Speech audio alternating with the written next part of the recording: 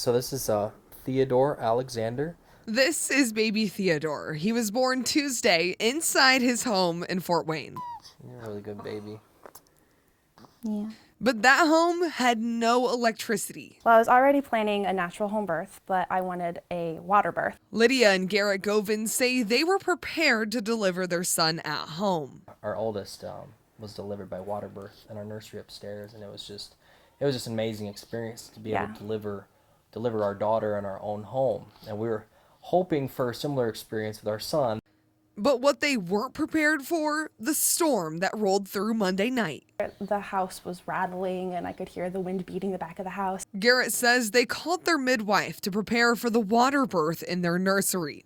But then he realized their water heater was electric. I wasn't really sure what was going to happen, if we were going to have to go to the hospital or what. Luckily, a member of their church brought them a generator, and they were able to power up a few lights and a fan for the birth. And if the lack of power wasn't enough while she was giving birth inside their home, they could barely leave because there were trees down on their streets. He's a very sweet little boy. I knew if something went south and we had to get an ambulance or transport her to the hospital ourselves, there'd be a potential for slow traffic with stoplights being out. By 2:30 that afternoon, they welcomed their son into the world. I turned around and I thought, oh my gosh, that's a big baby. And then when I finally picked him up, I don't know, I was just, the labor was worth the reward. Little Theodore was healthy, and so was Lydia. But it was still hot in their house, and the generator only lasted part of the day. So they were beginning to worry. He's a very loved little boy. Yeah.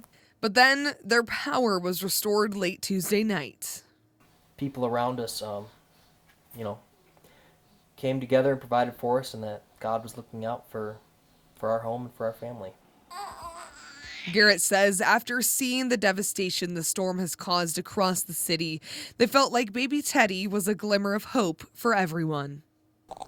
Oh, baby. I just saw the destruction and the loss that people that we know were experiencing, so I just felt like I really need to put this story of hope out there. Let people know something good happened because of the storm. Carly Van Cleve, ABC 21.